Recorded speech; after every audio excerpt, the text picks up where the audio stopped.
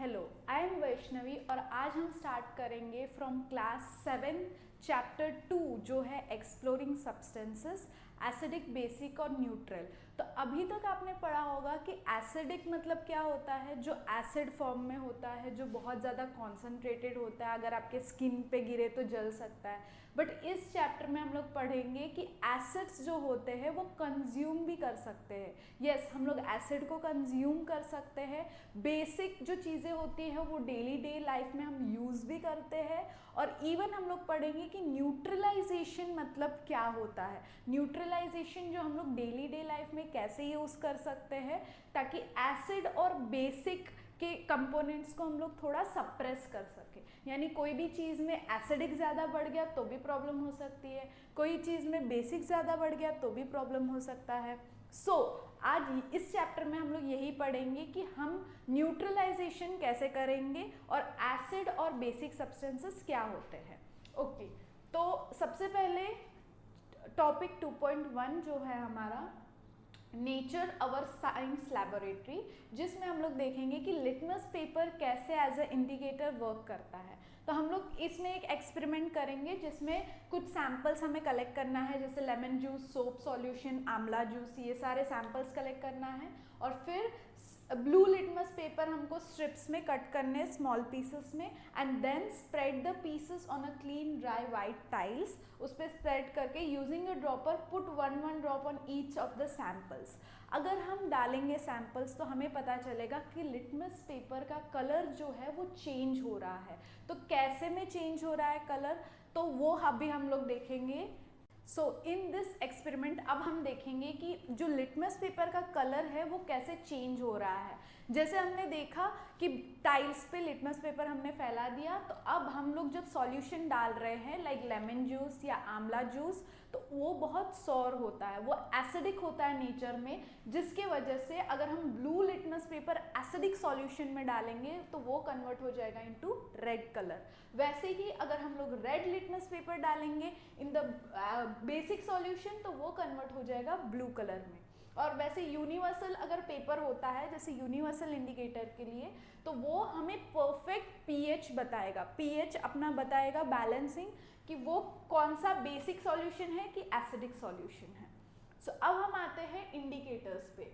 Indicators का मतलब क्या होता है, जो हमें इंडिकेट करेगा कि ये जो सॉल्यूशन है वो एसिडिक है कि बेसिक है, या तो वो न्यूट्रल भी हो सकता है। सो अगर न्यूट्रल होगा तो इतना चेंज नहीं बताएगा कंपेयर टू एसिडिक और बेसिक। तो उनको वो जो चीज़ें होती है जो हमें बताता है कि एसिडिक है कि बेसिक है, उनको बोलते हैं इंडिकेटर्स। तो अभी नेचर में बहुत सारे नेचुरल इंडिकेटर्स भी होते हैं, आर्टिफिशियल इंडिकेटर्स भी होते हैं, बट हम लोग इस चैप्टर में पढ़ेंगे about the natural indicators. Okay, so indicators हमने सबसे पहले देखा litmus. Litmus is natural substance जो हमें लाइकेंस से मिलता है। तो it is available in both solution in the both paper, जो हमें ब्लू लिटमस पेपर और रेड लिटमस पेपर, मतलब दो कलर में हमें मिलता है। So the litmus paper is available in two colours. So substance that turns blue litmus paper red, हमको ये याद रखना है कि जब ब्लू लिटमस पेपर रेड में कन्वर्ट हो रहा है तो वो एक एसिडिक सॉल्यूशन है, और वैसे ही जब रेड लिटमस पेपर ब्लू में कन्वर्ट हो रहा है तो वो एक बेसिक सॉल्यूशन है। अब बोलेंगे कि अगर हम लोगों ने रेड लिटमस पेपर एसिडिक में डाल दिया तो क्या होगा, तो वो कलर चेंज नहीं करेगा। वैसे ही अगर हम लोगों ने ब्लू लिटमस पेपर अगर बेसिक सॉल्यूशन में डाला तो क्या होगा, तो भी वो कलर चेंज नहीं करेगा। और अगर दोनों में हमने कोई वाटर का सॉल्यूशन ले लिया, डिस्टिल्ड वाटर, और उसमें हमने लिटमस पेपर डाला, दोनों मतलब red litmus paper and blue litmus paper, तो वो अगर कोई कलर चेंज नहीं दिखाया then we can tell that is a neutral solution. Okay, so अब आते हैं न्यूट्रल सब्सटेंसेस पे। न्यूट्रल सब्सटेंसेस मतलब होते क्या हैं, वो सब्सटेंसेस जो ना एसिडिक होते हैं ना बेसिक होते हैं। यहाँ पे आप देख सकते हैं कुछ पिक्चर्स दिखा है, जैसे distilled water, cane sugar and salt. These are neutral, मतलब ना वो एसिडिक है ना बेसिक है.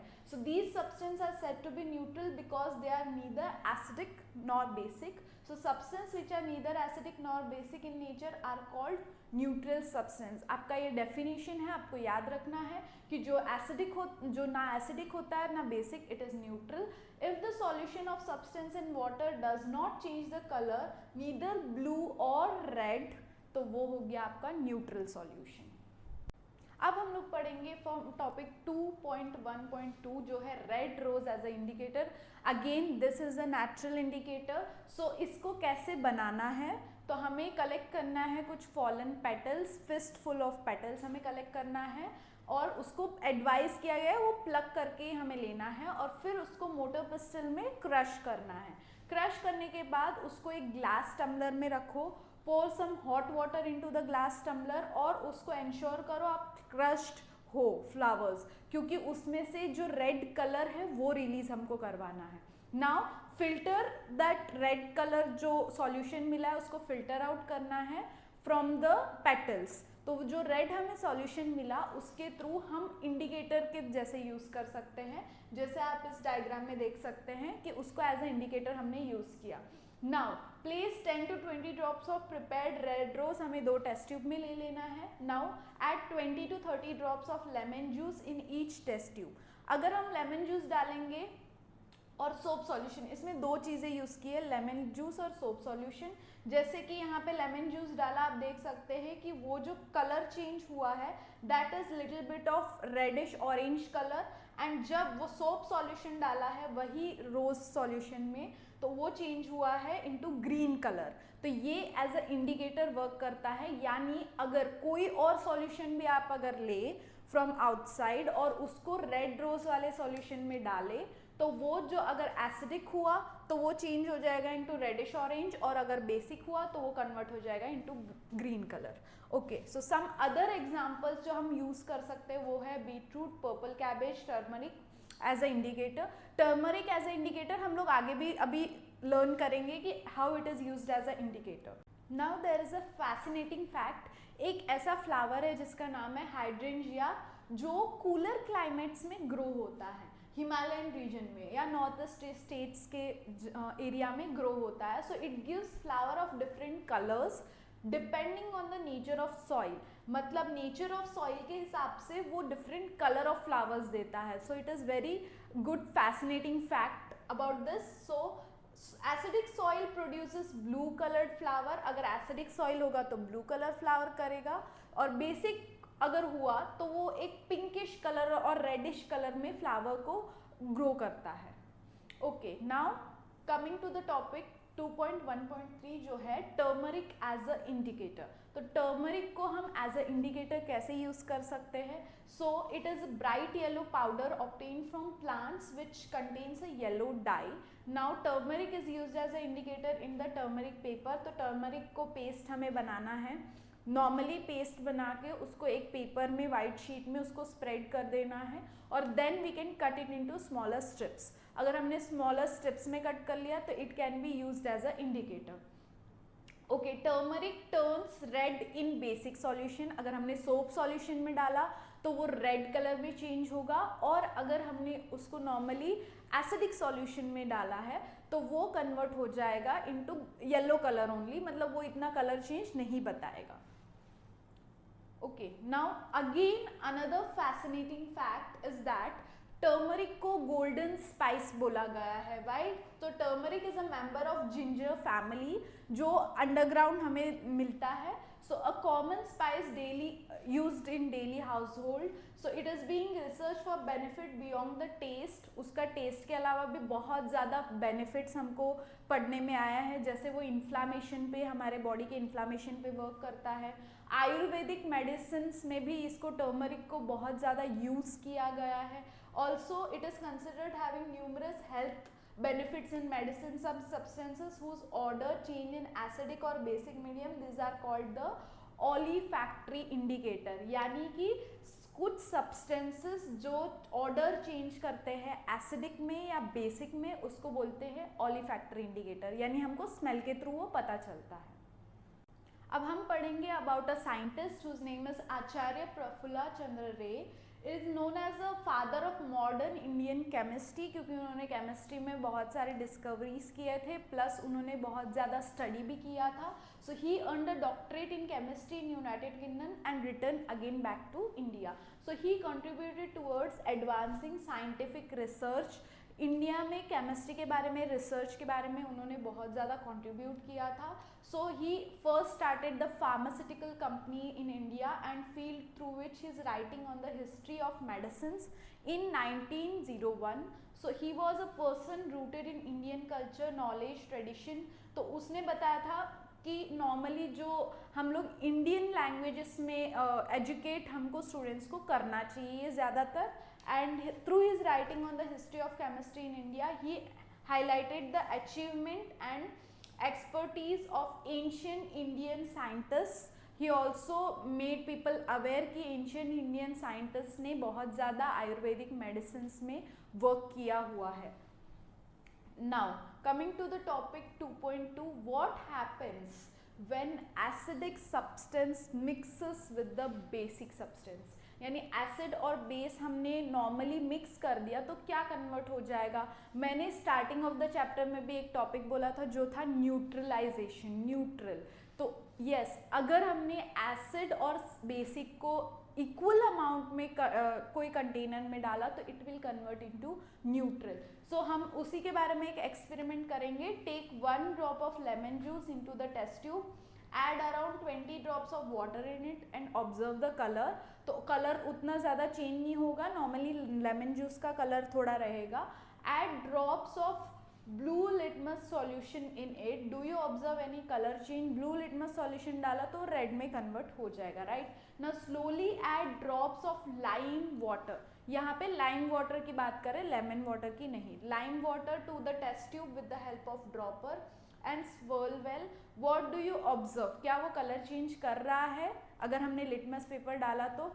अगर नहीं कर रहा है then again add more lime water solution. Now again add 1 drop of lime juice to the above solution. जब वो कलर चेंजिंग बंद हो जाएगा देन वी विल से हमने अभी लिटमस पेपर डाला ब्लू और रेड, तो it will not show any change in colour, by which we can say that solution has become into the neutral solution. तो वही है हमारा नेक्स्ट टॉपिक जो है न्यूट्रलाइजेशन. ओके, सो न्यूट्रलाइजेशन को हम लोग डेली डे लाइफ में कैसे वर्क कर सकते हैं या कैसे यूज कर सकते हैं. सो neutralization ant sting. The ant sting contains the acid called as formic acid. Okay, ants जब हमें sting करते हैं उसमें वो एक substance release करते हैं which is a formic acid. वो एक acidic substance होता है. So when ants sting bite, injecting a acidic solution, हमें पता है ज़्यादा redness हो जाती है, हमें खुजली होने लगती है. So if an ant sting person, then rubbing a mild base like baking soda या तो lactic-alamine हमने अगर उस सॉल्यूशन पे रब किया, उस एरिया पे रब किया, तो वो क्या होगा, वो एरिया में बर्निंग सेंसेशन, इन्फ्लामेशन थोड़ी कम हो जाएगी. तो हम बोल सकते हैं कि हमने उस एरिया में एसिड और बेस को थोड़ा न्यूट्रल कर दिया तो हमको बर्निंग सेंसेशन कम हो जाएगा. That was about the ant sting. Now going forward, soil treatment हम डेली डे में कैसे यूज कर सकते हैं न्यूट्रलाइजेशन से. So the excessive use of chemical fertiliser in the field also make soil too acidic. ज़्यादा एसिडिक हो जाता है सॉइल जिसके वजह से प्लांट्स को हार्म हो सकता है. तो नॉर्मली हमको प्लांट्स को हार्म नहीं करना है, उसका प्रॉपर ग्रोथ होने देना है. तो हम क्या ऐड कर सकते हैं, quick lime which is a basic.